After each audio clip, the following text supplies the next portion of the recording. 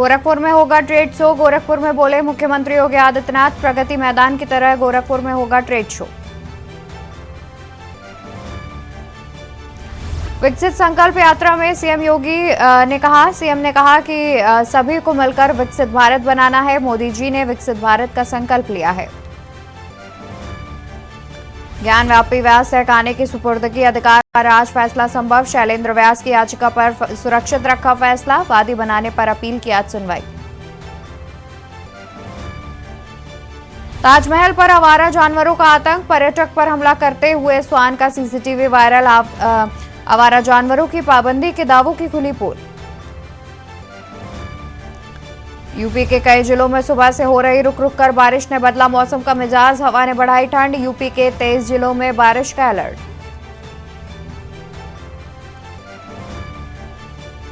जल्द मिलेगा एक और तोहफा। लखनऊ पटना के बीच दौड़ेगी वंदे भारत एक्सप्रेस। तीसरे रूट के लिए चुना है शहर।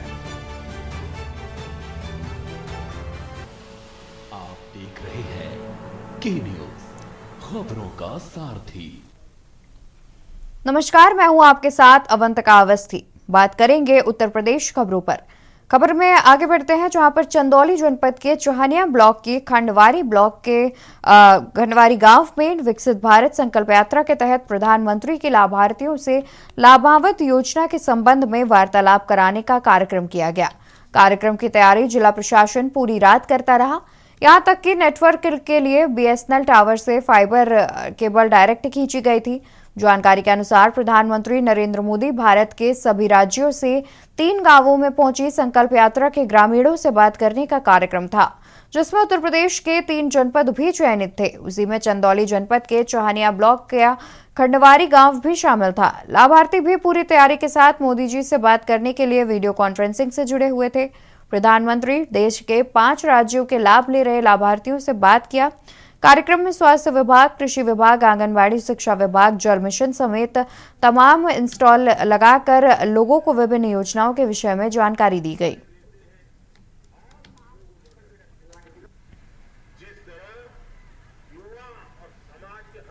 इसके बारे में थोड़ी जानकारी। आज हमारे देश के प्रधानमंत्री जी द्वारा पूरे भारतवर्ष में विकसित भारत संकल्प यात्रा के दौरान जो कार्यक्रम किए जा रहे हैं, जो लाभार्थियों के लिए योजनाएं चल रही हैं, जहाँ जहाँ गैप है उनके चिन्हीकरण के लिए इन सभी बारे में बताया गया। और यह उनकी अपेक्षा रही कि सभी लोगों को, जो भी लोग छूटे हुए हैं, उनको लाभ दिया जाए जो योजनाएं चल रही हैं। खबर मथुरा से है, जहां पर देर रात थाना गोवर्धन इलाके के अड़ीक नहर के समीप झाड़ियों में 30 वर्षीय युवक का शव मिलने से सनसनी फैल गई। अज्ञात युवक का शव मिलने की सूचना पुलिस को दी गई। वहीं मौके पर पहुंचे पुलिस ने शव के पास से मिले आधार कार्ड के आधार पर मृतक की शिनाख्त 30 वर्षीय अमित पाल निवासी औरंगाबाद थाना सदर बाजार के रूप में की। थाना गोवर्धन पुलिस ने थाना सदर बाजार पुलिस को घटना की जानकारी दी तो पता चला कि युवक 2 दिन से लापता था और थाने में उसकी गुमशुदगी की परिजनों ने रिपोर्ट भी लिखवाई थी। फिलहाल पुलिस हत्याकांड की गहनता से जांच कर रही है और आरोपियों की तलाश में जुटी हुई है। हमारे भैया इंसाफ मिलना चाहिए। हमारे भैया 4 दिन आए गए, पुलिस ने सुनवाई ना करी। कल तो सुनवाई करिए, सुनवाई करते तो जी काम नहीं हो। तो थाने गई मेरी चाची, फिर भी सुनवाई नहीं करी।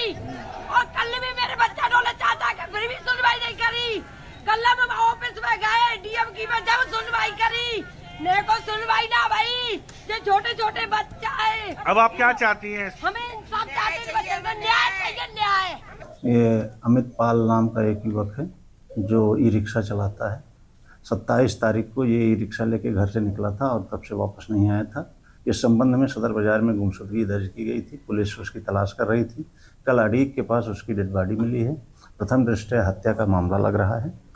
इसी को लेके परिवारीजन थोड़ा रुष्ट थे और एक आदमी का नाम ले रहे थे, जिसको पुलिस कल से ही पूछताछ कर रही है। उनका कहना था कि इसको तत्काल फांसी दी जाए। पुलिस के समझाने पर रास्ता खुल गया है। ट्रैफिक सामान्य रूप से चल रहा है। सिद्धार्थनगर जिले के एसओजी और सर्वेलांस और मुहाना थाने की संयुक्त टीम को एक बड़ी सफलता हाथ लगी है, जहां पर 25,000 के इनाम में अंतर जनपदीय अभियुक्त को उसके 2 साथियों के साथ पुलिस की संयुक्त टीम ने गिरफ्तार किया। पुलिस ने उसके पास से चोरी की 10 मोटरसाइकिल भी बरामद की।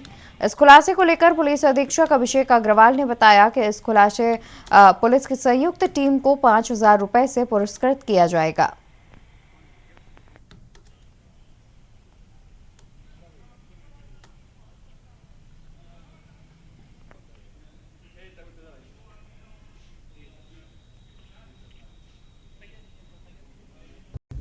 थाना मोहाना पुलिस द्वारा और एसओजी द्वारा संयुक्त रूप से आज एक गुड वर्क किया गया है। 3 अभियुक्तों को गिरफ्तार करके जेल भेजा जा रहा है और इनके पास से 10 मोटरसाइकिल, चोरी की 10 मोटरसाइकिल है, वो बरामद हुई है।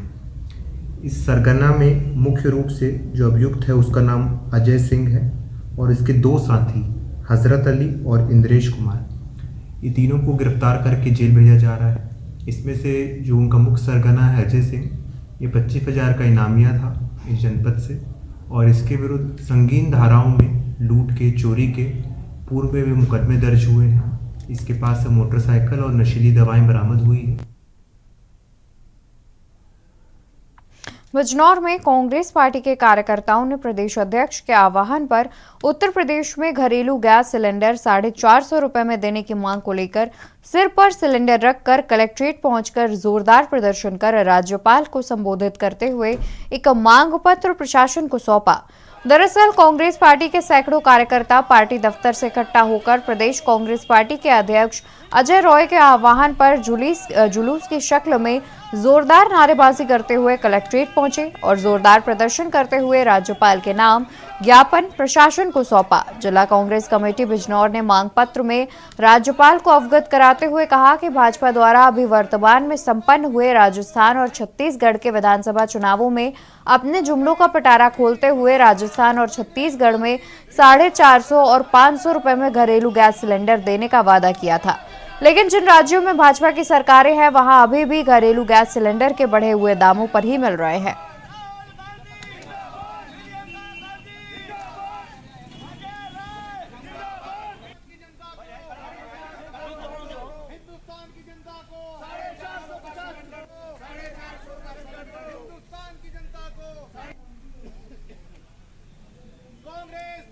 आज अजय राय जी के आह्वान पे पूरे प्रदेश के अंदर आज प्रदर्शन कर ज्ञापन दिया जा रहा है, क्योंकि जिस तरह से मोदी जी और यहाँ के बड़े नेता तमाम हिंदुस्तान के राजस्थान और मध्य प्रदेश में जाके इन्होंने झूठ बोलने का काम किया है कि हमारी सरकार बनी तो हम 450 रुपए का सिलेंडर देंगे। इसलिए कांग्रेस कमेटी मांग करती है कि तमाम हिंदुस्तान में आपकी सरकार है, 450 रुपए का सिलेंडर बेचने का काम करो। ये जिस तरह से धोखा देने का काम कर रहे हैं, हमारे देश का प्रधानमंत्री जिस तरह से मीडिया को देख के भागता है, हमारे देश का प्रधानमंत्री जिस तरह घरवाली को छोड़कर भागता है, हमारे देश का प्रधानमंत्री जिस तरह से बच्चेपन में घर छोड़कर भागता है, हमारे देश का प्रधानमंत्री जिस तरह से किसानों के ऊपर ट्रैक्टर चढ़ाकर, गाड़ी चढ़ाकर उनकी हत्या करने का काम किया, उस पर एक शब्द नहीं बोलता, उसे छोड़ के भागता है। खबर अमरोहा से बता दें, जहां पर एडीएम के निर्देश पर अमरोहा मंडी में 10 कुंटल से अधिक प्रतिबंधित पॉलिथीन को सप्लाई कर रहे युवक को पकड़कर जुर्माना लगाया। वहीं एसडीएम सुरेंद्र सिंह ने जानकारी देते हुए बताया कि कल से मुखबिर से लगातार सूचना मिल रही थी कि अमरोहा मंडी में प्रतिबंधित पॉलिथीन को सप्लाई किया जा रहा है, जिस पर प्रशासनिक टीम को भेजकर छापेमारी की गई तो अमरोहा मंडी में प्रतिबंधित 10 कुंटल से अधिक पॉलिथीन के साथ एक युवक को पकड़ा और उस पर 25,000 का जुर्माना लगाया, साथ ही उसे चेतावनी दी गई।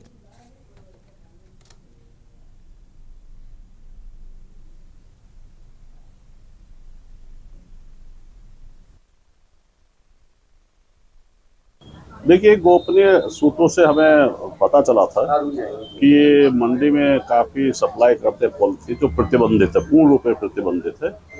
तो ये कल पता हुआ था, तो आज सुबह ही हमने स्टाफ को भेजा कि जाके देखें। तो ये मौके पे वास्तव में जैसा आप लोग देख रहे हैं, बहुत अधिक संख्या में लगभग 10 कुंटल से ज़्यादा पॉलिथीन हुई जो कि पूर्णतः प्रतिबंधित है, वो पकड़ी गई है। ये शेखर गुप्ता हैं, ये रहने वाले मोती नगर के हैं। तो इन पे जुर्माना हो रहा है जो मैक्सिमम होगा 7 के तहत 25,000 है, और ये पूरी पॉलिथीन की जब्त कर ली गई है। और अभी तो ट्रैक्टर ट्रॉली मंगाई है, तुलवाने के बाद पता चलेगा कितनी। लोकसभा चुनाव 2024 की तैयारियों को लेकर भाजपा ने रोड मैप तैयार कर लिया और इसके साथ ही केंद्र और प्रदेश सरकार की योजनाओं को जन जन तक पहुंचाने के लिए 15 नवंबर को शुरू हुई विकसित भारत संकल्प यात्रा देश के कोने कोने में जा रही है। 26 जनवरी तक चलने वाली यात्रा के 15वें दिन मेरठ में मोदी की गारंटी वाली गाड़ी पहुंच गई। यहां जिमखाना मैदान में आयोजित कार्यक्रम में केंद्रीय रेलवे मंत्री अश्विनी वैष्णव पहुंचे। सांसद राजेंद्र अग्रवाल ने उनका स्वागत किया। इस दौरान दिल्ली से हुए लाइव टेलीकास्ट के जरिए प्रधानमंत्री ने देश के अलग अलग राज्यों से केंद्र सरकार की योजनाओं का लाभ देने वाले लाभार्थियों से सीधा संवाद किया और उनसे योजनाओं को लेकर चर्चा की। इसके साथ ही पीएम ने वर्चुअल ड्रोन दीदी और प्रधानमंत्री जन औषधि के 10,000वें केंद्र का भी शुभारंभ किया।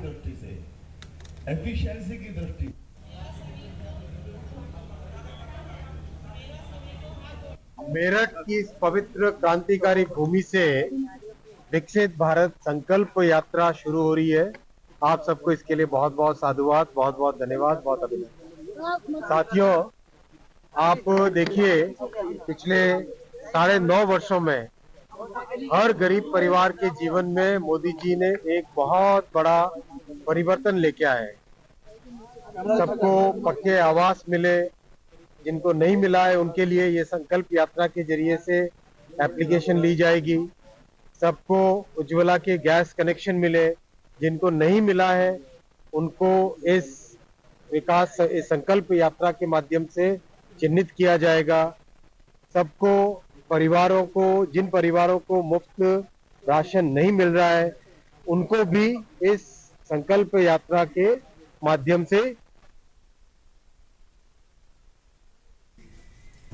खबर कानपुर से है, जहां केंद्रीय विद्यालय चकेरी में पीएम श्री योजना के तहत मीडिया कौशल एवं मीडिया साक्षरता कार्यक्रम का आयोजन किया गया।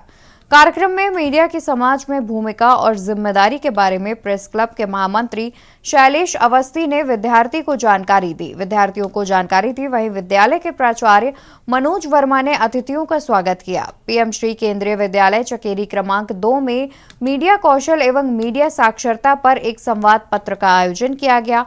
इस वार्तालाप सत्र का आयोजन पीएम श्री योजना के तहत किया गया। कार्यक्रम के मुख्य वक्ता कानपुर प्रेस क्लब के महामंत्री शैलेश अवस्थी ने विद्यार्थियों को मीडिया की समाज में भूमिका, मीडिया की जिम्मेदारी एवं नैतिकता तथा पत्रकारिता में अपना करियर कैसे बनाएं आदि बिंदुओं पर जरूरी टिप्स दिए। साथ ही विद्यार्थियों की शंकाओं का समाधान किया। विद्यालय के प्राचार्य श्री मनोज वर्मा ने मुख्य वक्ता तथा अन्य अतिथियों का स्वागत किया और विद्यार्थियों को सुझाव दिया कि सत्र का अधिकाधिक लाभ उठाएं। विद्यालय के उप प्राचार्य कृष्ण शुक्ल ने सभी का आभार व्यक्त किया। इसी क्रम में एयरफोर्स स्कूल चकेरी कानपुर के प्राचार्य राजेश कुमार पांडे ने सभी बच्चों को साथ शिक्षा के अधिकार एवं लर्निंग आउटकम विषय पर चर्चा की। कार्यक्रम में एसके द्विवेदी, मीनाक्षी रावत, नीलम त्यागी मुख्य रूप से मौजूद रहे।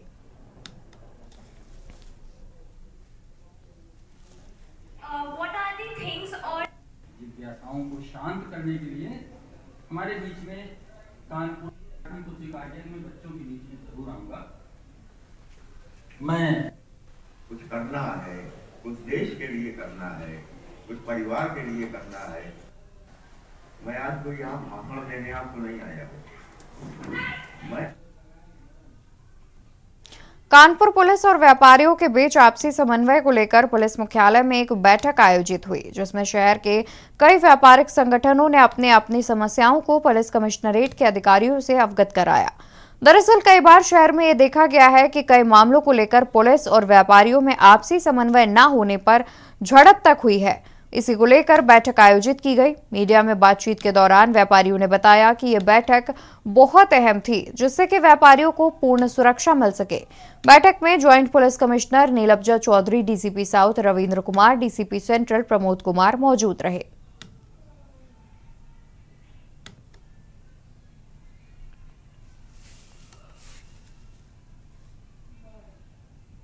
आज ये पुलिस और व्यापारियों के बीच में एक समन्वय समिति की बैठक हुई है, जिसमें ये जानकारी ली गई है कि व्यापारियों को पुलिस से क्या क्या समस्याएं हैं।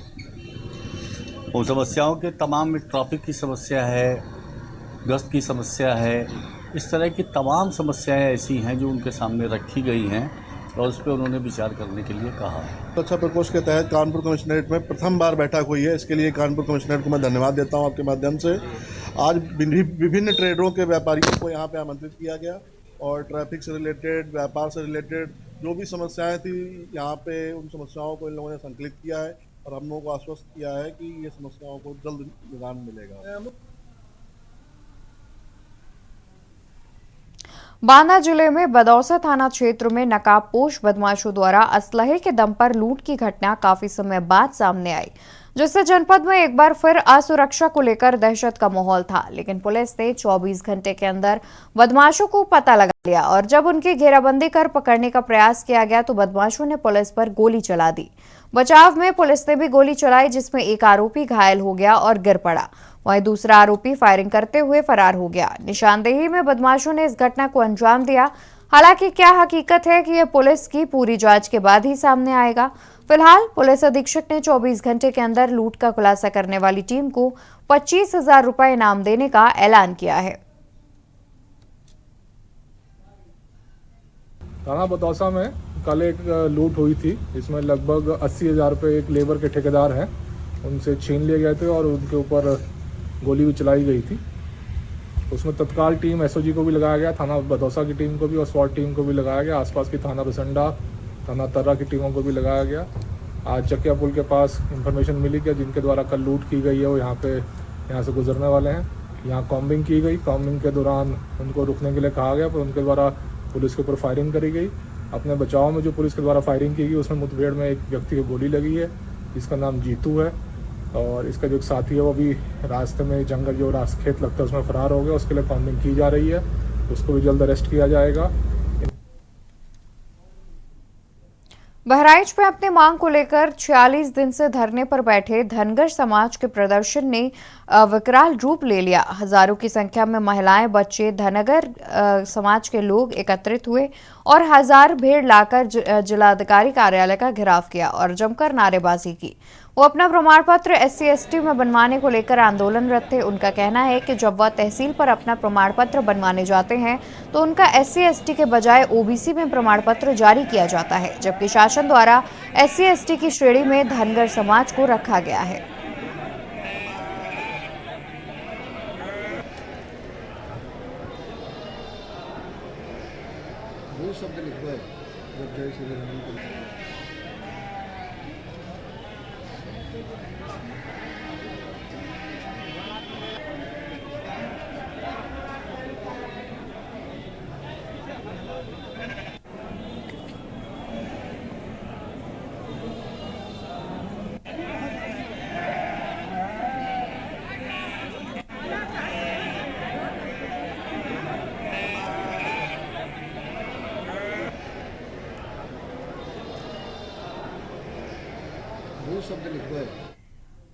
नगरपालिका के चुनाव में जहां ऐतिहासिक जीत दर्ज कर रायबरेली के शत्रुघ्न सोनकर ने कांग्रेस के परचम को लहराया था, वहीं पिछले नगरपालिका अध्यक्ष के द्वारा किसी भी तरह के काम न कर अपने को लेकर कांग्रेस प्रत्याशी शत्रुघ्न सोनकर की ऐतिहासिक जीत दर्ज हुई थी।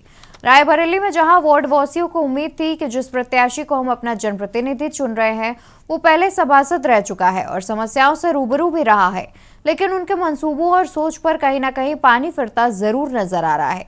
ऐसा नहीं है कि रायबरेली की नगरपालिका क्षेत्र की जनता ने कांग्रेस प्रत्याशी को अपना भरोसा जताते हुए उन्हें अपना नगरपालिका अध्यक्ष नियुक्त कराया, जबकि अगर बात प्रदेश की जाए तो बीजेपी का डंका बजता हुआ जरूर दिखाई दिया।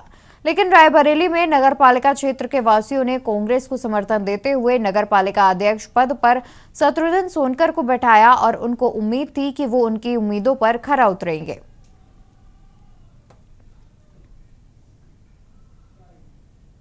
यहाँ इतना पानी जल भराव रहता है, नाली बनने के लिए अध्यक्ष जी ने कहा है, नाली कहेंगे हम पानी खुदवा देंगे, तब तक नाली से पानी निकल जाएगा, पानी नहीं निकला। इसका मुआयना करे हुए कम से कम 1-1.5 महीना हो रहा है।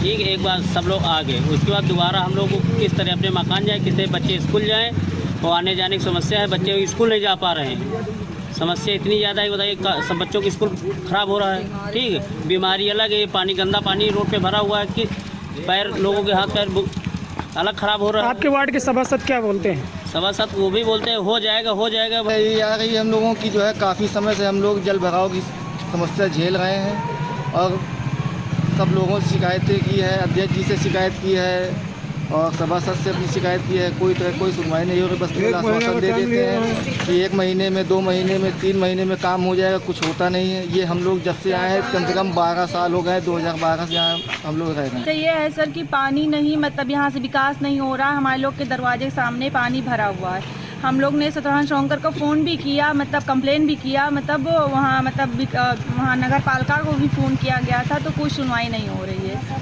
और ना सभासद सुनवाई कर रहे हैं, ना नगर पालिका में सुनवाई हो रही है, ना चेयरमैन सुनवाई कर रहे हैं। कह रहे हैं मतलब हम लोग फ़ोन करते हैं, बोलते हैं वार्किंग में फ़ोन कीजिए, और फिर एक बार फ़ोन आया तो कह रहे थे ठीक है बहने दीजिए, कोई दिक्कत नहीं है। हम लोग को भी दिक्कत नहीं है, मतलब कहाँ से सर पानी खोलते, हमारे लोग के छोटे छोटे बच्चे हैं, परेशानी हो रही है आने जाने में। निकल बहराइच में अवैध अतिक्रमण को लेकर नगर पालिका प्रशासन सख्त मूड पर नजर आ रहा है, जहां बुधवार को बहराइच शहर के सिद्दिक नगर त्रिमोहानी रोड पर अधिशासी अभियंता नगर पालिका प्रोमिता सिंह द्वारा अभियान चलाकर अवैध अतिक्रमण को हटाया गया और अवैध अतिक्रमण करने वाले 18 लोगों का 3600 रुपए का चालान भी किया गया। इस संबंध में जानकारी देते हुए अधिशासी अभियंता प्रतिमा सिंह ने कहा कि इनका चालान किया जा रहा है और उन्हें चेतावनी दी जा रही है कि यदि इसके बावजूद भी वो नहीं मानते हैं तो चालान की धनराशि बढ़ाई जाएगी और इन पर वैधानिक कार्रवाई की जाएगी। उन्होंने कहा कि यहाँ पर गाड़ी रिपेयरिंग का कार्य होता है, वो अपना क्षेत्र छोड़कर अलग तक गाड़ी बनवाने का कार्य करते हैं, जिससे अवैध अतिक्रमण जैसी समस्याएं उत्पन्न होती हैं, साथ ही सड़कें भी खराब होती हैं। त्रिमोहानी रोड पर जो भी त्रिमोहानी घाट जाते हैं, जो भी समाज के लोग, जहाँ भी किसी की मृत्यु होती है, शव का अपनी परंपरा के अनुसार निस्तारण करने के लिए, तो ये रोड पर जब भी लोग जाते हैं तो बहुत ज़्यादा अतिक्रमण भी मिलता है, गंदगी भी मिलती है और रास्ते भी बहुत गड्ढा होने की वजह से समस्या आती है। बीच में गड्ढा मुक्ति अभियान में इसको सही भी कराया गया था, परंतु उसके बाद भी यहाँ गाड़ियों की रिपेयरिंग होने के कारण और बार बार औजार का प्रयोग करने के कारण ये रोड भी खराब हो गई है और साइड पटरी भी बहुत ज़्यादा क्षतिग्रस्त हो गई है। उससे बचने के लिए एक ये प्रयास है कि अतिक्रमण अभियान चला करके सभी लोगों को ये। उत्तर प्रदेश खबरों में फिलहाल के लिए बस इतना ही। ऐसी तमाम जानकारी के लिए आप देखते रहिए के न्यूज़ इंडिया।